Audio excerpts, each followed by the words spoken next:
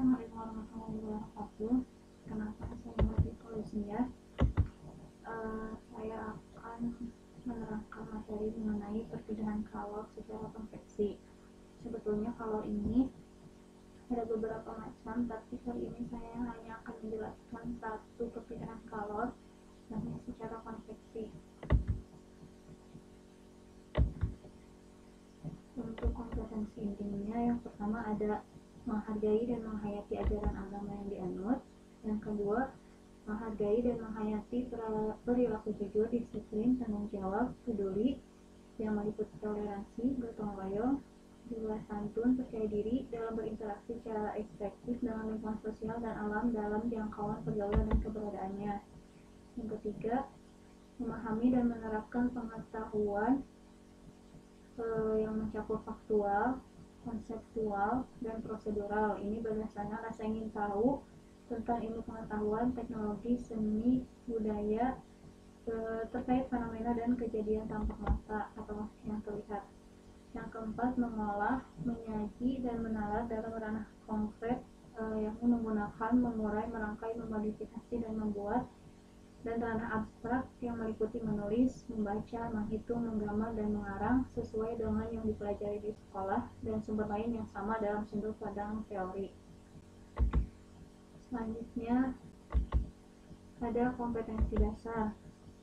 Ini 3.5, yakni menganalisis pengaruh kalor dan pemindahan kalor yang meliputi karakteristik termal satu bahan, kapasitas, dan konduktivitas kalor pada kehidupan sehari-hari. Selanjutnya, merancang dan melakukan percobaan tentang karakteristik termal suatu bahan, terutama terkait dengan kapasitas dan konduktivitas kalor, beserta presentasi hasil percobaan dan pemanfaatannya. Untuk IPK-nya atau indikator pencapaian kompetensi, yang pertama menjelaskan pengertian perpindahan kalor secara konveksi. Yang kedua, menyebutkan contoh perpindahan kalor secara konveksi. Yang ketiga, memahami konsep perpindahan kalor secara konveksi berdasarkan contoh yang diberikan. Yang keempat, menguraikan contoh soal mengenai perpindahan kalor secara konveksi. Ini saja pertama materi mengenai perpindahan kalor secara konveksi. Perpindahan kalor, apa sih perpindahan kalor itu? Panas atau juga disebut kalor merupakan sebuah energi yang berpindah dari suhu yang tinggi ke suhu yang lebih rendah. Jadi yang dinamakan kalor itu ketika ada energi yang berpindah dari suhu yang tinggi ke suhu yang rendah. Nah, satunya itu adalah joule. Selanjutnya, jenis perpindahan kalor ini ada 3 sebenarnya. Ada konveksi, dan juga radiasi.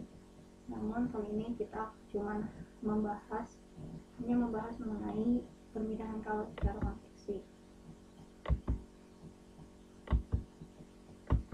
Nah, apa sih konveksi itu? Konveksi itu merupakan perpindahan panas melalui aliran zat di mana zat perantaranya pun ikut berpindah. Jadi perpindahan kalor secara konveksi ini terjadi ketika zat yang dipanaskan itu ikut berpindah. Nah, konveksi ini terjadi pada zat cair dan juga gas yang meliputi udara atau angin. Selanjutnya, contoh peristiwanya ada gerakan naik dan turun air ketika dipanaskan. Nah, ketika air mendidih kan air itu naik turun ya. Nah, itu bisa disebut sebagai peristiwa konveksi.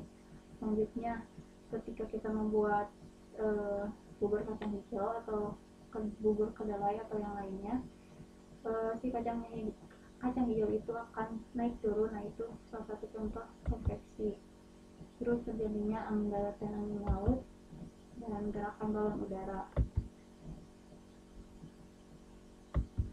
Bisa dilihat, nah ini contohnya ada pergerakan dari kacang hijau naik turun. Nah, ketika terjadi gerakan naik turun ini, maka terjadilah konveksi.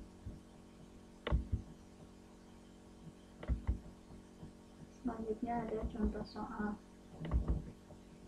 Nah, udara dingin pada temperatur 10 derajat dipaksakan melalui plat tipis yang memiliki temperatur 40 derajat. Nah, koefisien perpindahan kalornya itu 30 watt meter persegi derajat Celcius.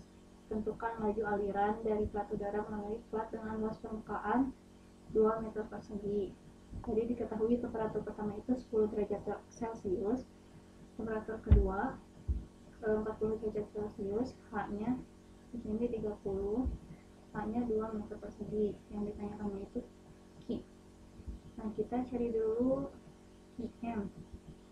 IM-nya itu dengan persamaan H dikali suhu kedua dikurangi suhu pertama, langsung 30 dikali 40 kurangi 10, 30 kali 30 900 watt per meter persegi. Nah, untuk aliran kalor pada luas permukaan 2 meter persegi itu maka Q-nya sama dengan IM tadi yang sudah dicari, tinggal dikalikan H.